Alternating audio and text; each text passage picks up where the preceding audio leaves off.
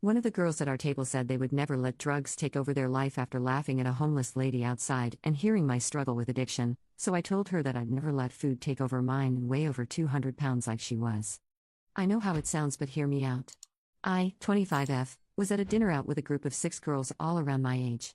I grew up with and am really close with 3 of the girls. I didn't know the other 2 very well, but they were close with my close friends. They all went to college together.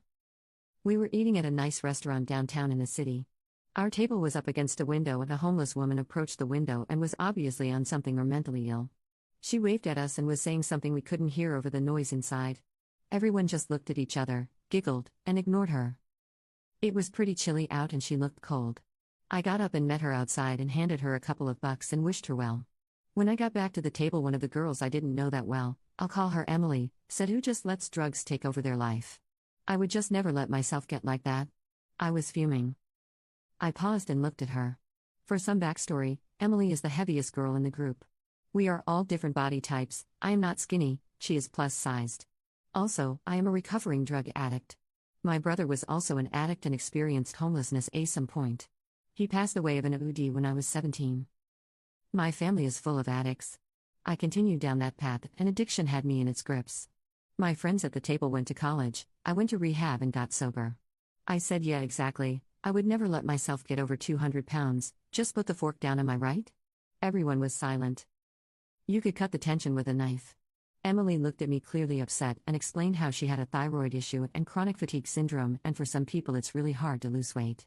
I said, "Well, maybe that woman has an issue that we don't know about." And I left some cash for my food and left. My friends I'm close to texted and said I was out of line and that Emily is super self-conscious. I feel bad for going low and hitting where it hurts, but I just wanted them to get some perspective. I don't think I owe Emily an apology before she apologizes. Am I a jerk here? Commenter 1. Your entire group sucked the moment you all laughed at an unhoused woman. Emily's comments were uncalled for, but yours were equally as bad if not worse because you did it solely to spite her. Commenter 2. I totally get it. But you could have nicely corrected her by saying, "Well, we don't know what people are going through." Having empathy goes a long way rather than stooping just as low as her. Going after her body was pretty low.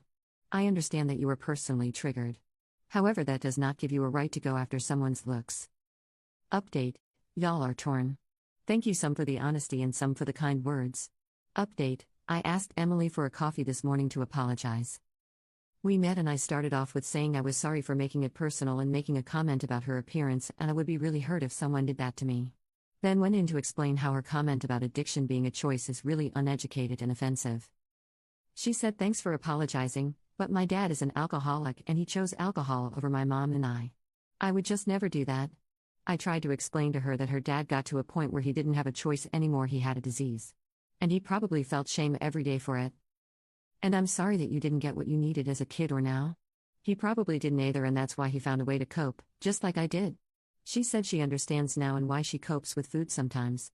I gave her props because food addiction can be so challenging because you can't just stop eating, unlike drugs where you don't even have to be around them. We thanked each other. We shared more stories. We will remain friends and try to connect more. Thanks, folks. Commenter 1.